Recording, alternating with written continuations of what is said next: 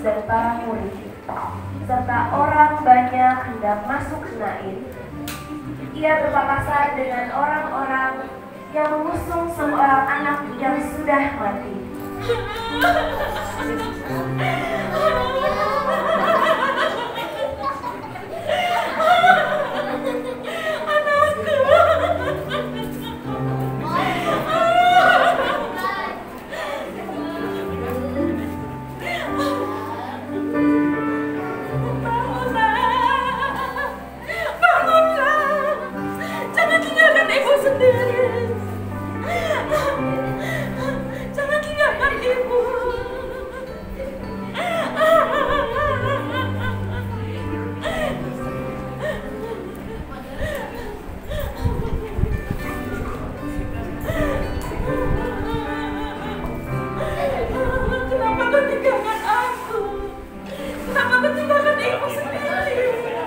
Wahai ibu,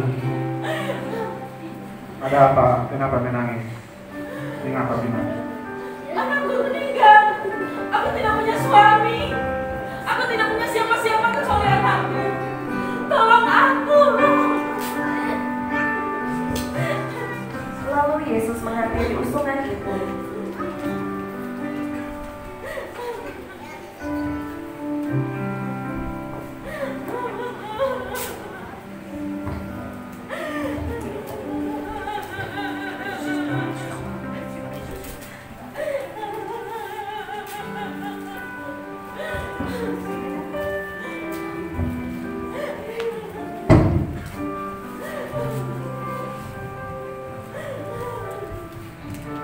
Hai, aku berkata kepadamu, bangkitlah. Lalu bangunlah orang itu dan duduk serta mulai Terjadi. Terjadi. Apa yang terjadi? Mengapa tubuhku terasa ringan?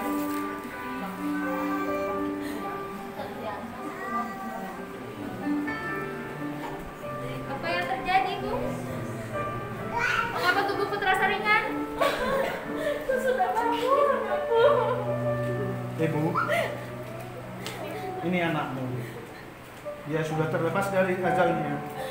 Teruslah cintai dia, sayangi dia. Terima kasih. Terima kasih. Semua orang yang menyaksikan hal itu merasa ketakutan dan mereka memuliakan Allah. Hai, lihatlah, seorang nabi besar telah datang untuk mengampuni segala dosa-dosa kita. Tak dapat kami lari dari kematian. Terima kasih. Kau sudah membangkitkan anakku. Kaulah sumber kehidupan kami.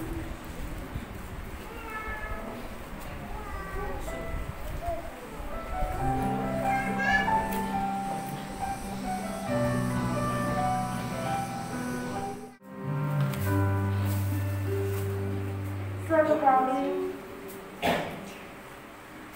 datanglah seorang perempuan yang sudah 12 tahun menderita pendarahan. Sudah 12 tahun aku menderita sakit. Aku bingung mau berobat kemana ya. Pakai di seluruh kota. Sudah nggak ada yang mempan. Sampai-sampai hartaku habis percuma. Ternak, rumah, emas, semuanya habis percuma. Bahkan teman-temanku, saudara-saudaraku nggak ada yang mau bicara padaku. Bilangnya aku najis, najis. Aduh, menerimanya aku.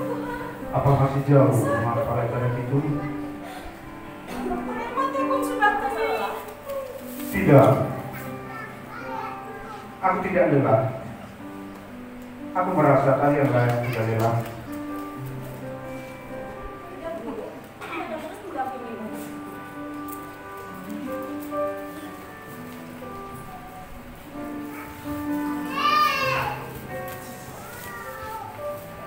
Orang bilang ada seseorang yang punya kuasa dahsyat.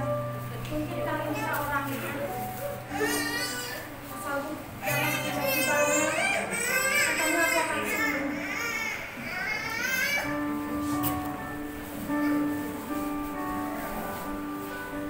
Siapa yang menjamah jubahku? Guru, engkau tahu betapa banyak orang-orang di sekitar sini. Mereka berdesak-desakan ingin menjamah jubahmu. Bagaimana kami tahu siapa yang menjamah jubahmu? Guru, aku guru. Aku menderita guru. Aku percaya padamu kalau aku menyambut jubahmu aku akan sembuh guru. Guru, ampuni aku guru. Ampuni aku. Hai anakku, bangkitlah. Sebulan dari penyakit. Makasih guru, terima kasih. Aku sembuh.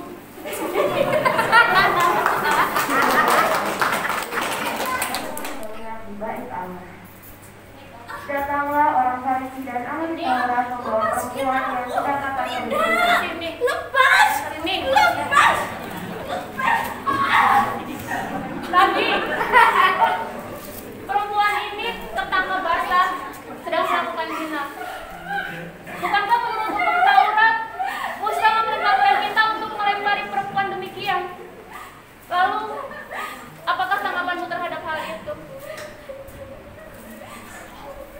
Jika ada di antara kalian yang tidak merasa berdosa, jadilah dia yang pertama kali melempari batu kepada perempuan ini.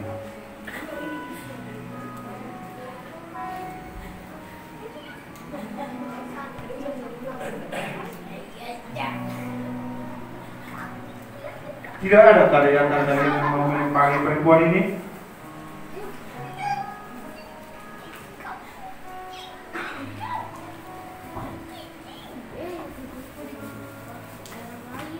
Hai perempuan, di manakah mereka? Tidak adakah di antara mereka yang akan menghukum engkau? Tidak ada, Tuhan.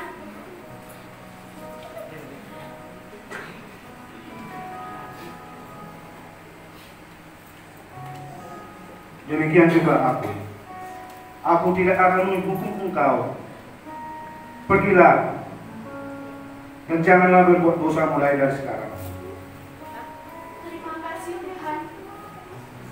Engkau sudah menghapus aibku. Bahkan Engkau menghapus aibku dan mengampuni dosa-dosaku.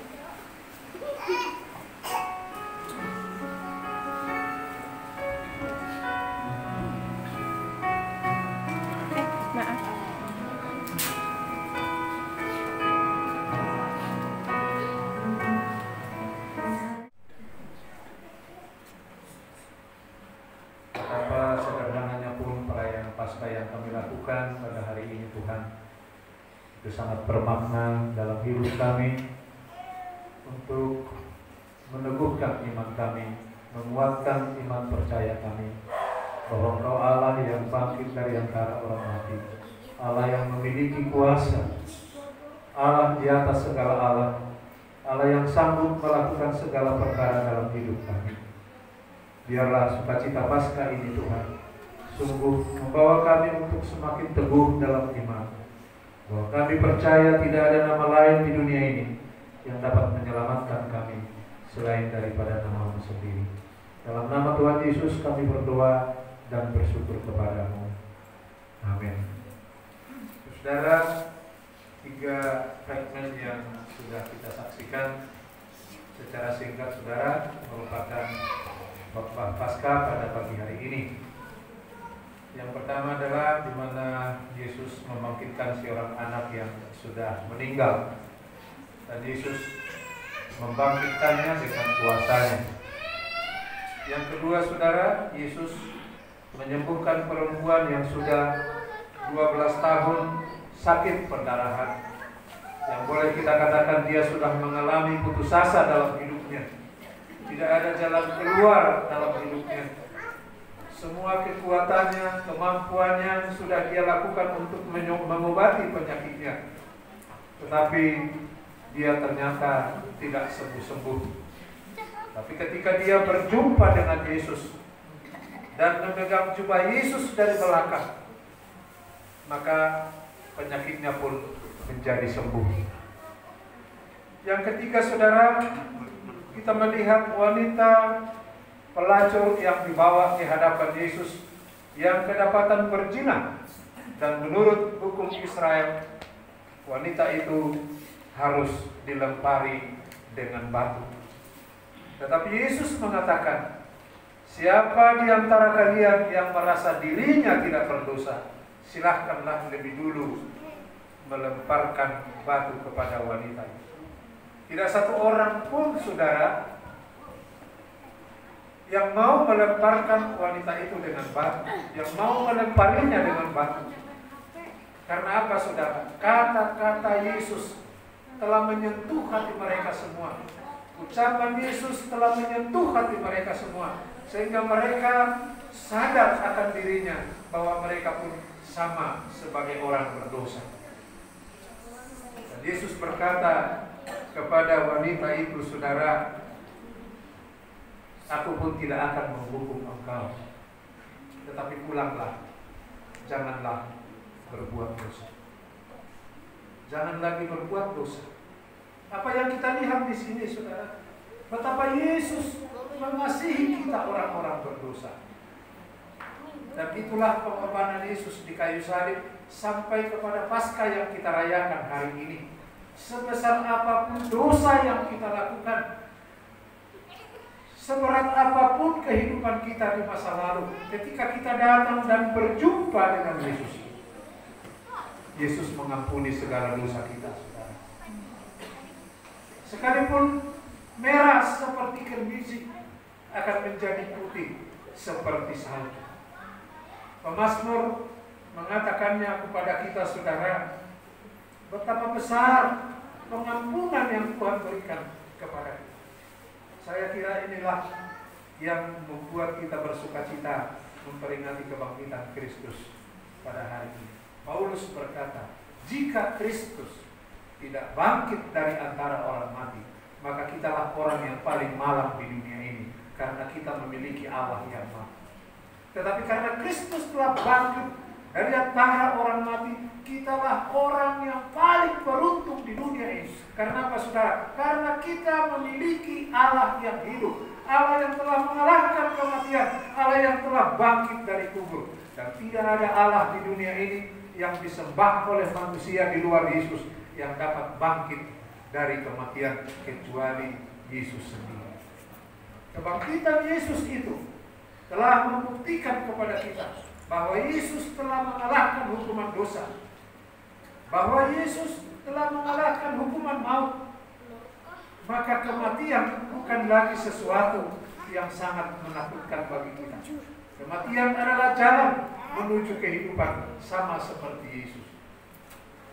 Makanya, saudara, kebangkitan kita nanti sebagai orang percaya adalah sama dengan kebangkitan Tuhan Yesus Kristus. Tubuh kita yang fana ini akan diganti menjadi tubuh yang dimuliakan, sama dengan tubuh Kristus yang telah dibangkitkan ini, menjadi tubuh yang dimuliakan, yang bisa masuk ke dalam surga, saudara. Dan kita nanti sebagai orang-orang percaya akan dibangkitkan bersama-sama dengan Yesus. Itu sebabnya perayaan Paskah, Bapak Ibu, selalu dirayakan oleh gereja dengan penuh sukacita, dengan segala bentuk acara yang dilakukan di gereja-gereja Tuhan merupakan tanda sukacita kita. Karena apa, saudara? Kemarin murid-murid Yesus yang selama ini setia dan telah menyaksikan Yesus digantung di kayu salib, kemudian dikuburkan, saudara, maka iman para murid pun menjadi hancur. Karena apa, saudara? Karena mereka menyaksikan guru yang mereka ikuti, Tuhan Yesus yang mereka ikuti selama 3,5 tahun, ternyata mati tergantung di kayu salib, menderita sengsara, tidak melawan, saudara, diseret sampai menuju kayu salib, dan akhirnya dikuburkan. Murid-murid pun merasa hancur hati. Tetapi setelah Yesus bangkit pada hari ketiga, yaitu pada hari pertama minggu itu, yaitu hari minggu yang sudah kita rayakan setiap minggu. Jadi Bapak Ibu, maka ibadah kita menjadi berganti dari hari Sabat menjadi hari Minggu.